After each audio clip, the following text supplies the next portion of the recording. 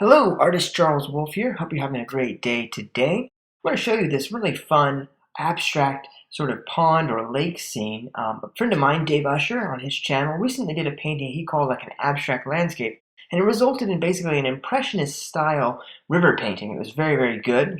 So I'm going to take that one step further and show you how to do an even more abstract version, not a river scene, but a sort of a lake scene. And it's going to make a great little art piece that you can show off to your friends. You can share with your family, maybe give away as a gift at some point, or just have it in your own home. It's very fun. It's not too difficult to do, and I hope you enjoy painting this painting. Let's get to it. This is an 8 by 10 canvas board. We're going to be using a lot of this purple mix. It's Mars Black, titanium white, which makes a gray, then some Naphthol crimson with a little bit of the ultramarine blue, which makes a nice purple. Purple with the gray gives you kind of a grayed out purple. It works really well, and that's going to be the background of our abstracted sort of landscape that we're creating here.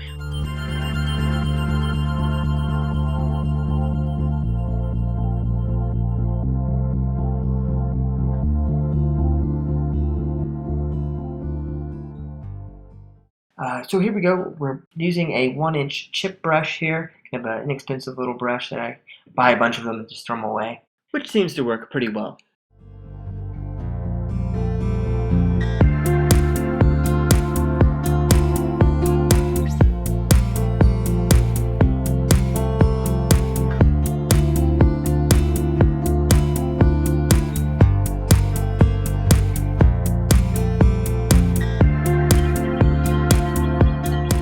I'm going to add a little bit of white, but I'm not cleaning my brush. This is very important. Do not clean your brush through this whole process.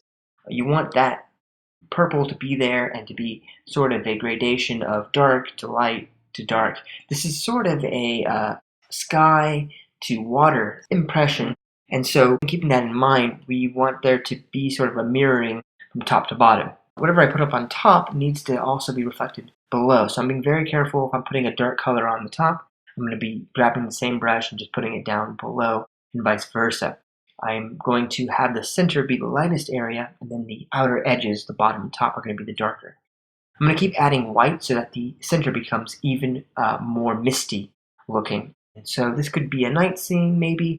This could be just in the middle of the day. I don't really know what time thing this is. Again, it's an abstract, so the color, of course, purple, you don't see that in nature all that often as far as what it looks like right here, maybe at a sunset perhaps, but I'm not really concerned with that. I'm just trying to take sort of this idea of doing a water scene and seeing how abstract I can make it while still suggesting artistically the idea of nature.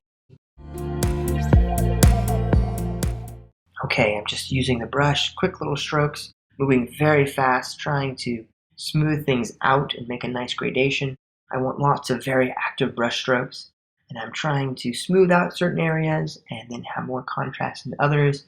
I want to keep my brush moving at all times. Don't get caught up in one area. Keep it moving around, sort of moving from the center and outwards. Try not to go over what you've already gone over before. If you can help it, just keep it moving. That's my number one tip for that. Okay, some horizontal brush. I'm going to use some horizontal brush strokes to take out some of the very, very active edges. And then I'm going to grab a hairdryer and start to dry my canvas off.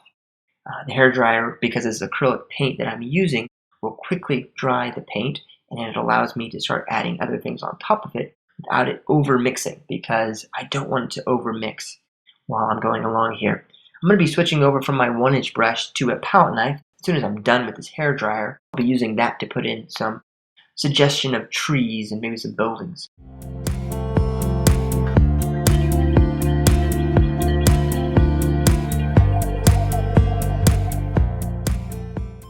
Almost done hair drying. I want to make sure I'm very thorough with it. I'm going to be a little bit darker down here. I wasn't quite happy with it, so I added a little bit more of the blue to my original purple mix that was on my canvas, my palette, excuse me.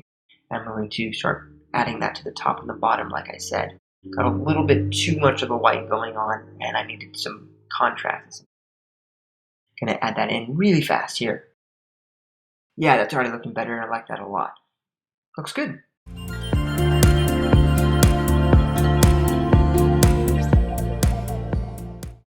Touch more of the white, smooth this out a little bit. sometimes painting can be a little frustrating because you'll do something and then you'll think you're done with a step and then you realize, oh, that doesn't look quite like how I wanted it to look. I overmixed it, so you have to go back and fix it. But the nice thing is that you can fix it. Painting is forgiving that way. And if you don't like something, you can always add some more paint. Okay, switching over here to the palette knife, we have the yellow ochre and the touch of the white. And I'm going to be using a lot of vertical strokes and then a few horizontals here in a moment. And just kind of create a tree line of sorts. Again, this is an abstract, and I'm being careful to kind of pick, okay, here is roughly the bottom edge of the bank, and this is where it's going to be reflected in the water. So whatever I do above, on a kind of an axis that I'm imagining in the middle somewhere, I'm going to reflect below.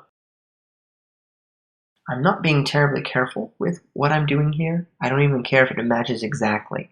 It's just an impression, it's just an abstraction. It does not need to be perfect by any means, or even that accurate. It just needs to be a bright color against a darker purple, and it will bring this whole idea to life. If you want something to look slightly more realistic, I mean, you want this piece to look more realistic, try doing a light blue-gray mix instead of the purple. I wanted the high contrast of the yellow against the purple, so that's why I decided to do the purple background. But I've also done this piece with a lighter blue and a gray. Maybe at the end of the video I'll show you a little bit of that as well, and you can see how much more realistic, you can see how much more naturalistic it looks with the blue and the gray. Okay, just filling in some more spots using just the corner of my palette knife there. Good amount of pressure, just trying to scrape it in. With the palette knife, you can use a little bit of pressure and some of the paint will come off. Bend downwards and more of it will come off.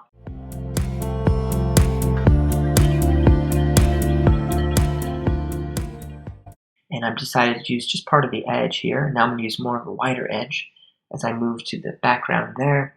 And as you can see, I've sort of decided where the line of the bank meets the water, and I've been careful to mirror what's above and below. This orange mix, by the way, is a mixture of crimson with some yellow ochre and a touch of white.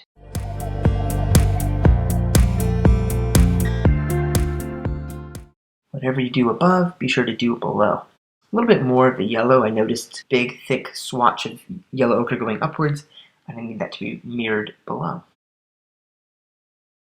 It's looking pretty good. I'm pretty happy with this. You can see I have some bigger trees on the left, and they're kind of going around a bank, disappearing, and there's some background areas back there, further back. Grabbing some darker purple here, very dark, adding some more blue and red to it to darken up my original purple-gray mix. And I'm just going to put a few spots here and there, sort of the background kind of bleeding through these branches and breaking it up a little bit. Okay, taking some green now, ultramarine blue, and a little bit of yellow ochre. Use the side of my palette knife and pull straight downward, sort of at a diagonal.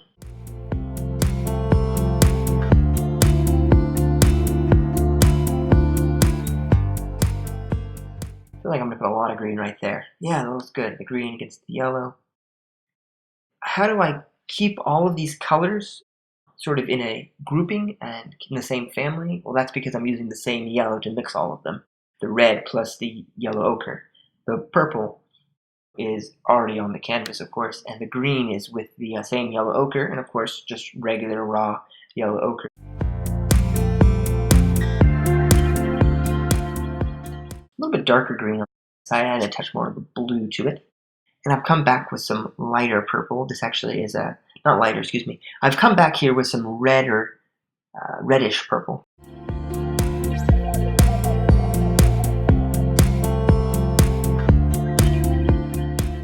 Back to my original crimson and yellow ochre mix.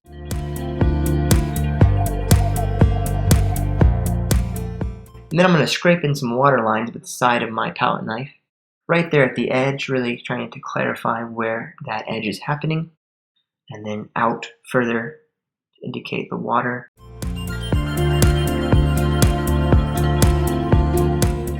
In just under 10 minutes, I've created a really nice little abstracted piece. I'm going to take some light gray and do kind of a mist on this water and fade out a few of these spots way out here. And it's going to look really, really cool. And that's going to give me kind of a cloud-like effect. And I'll put it up above as well. Again, use that blue and the gray as the background color rather than the purple, and you'll get a more realistic looking piece. But I really like the purple. I think it looks really cool. Okay, there you have it. A little abstracted landscape.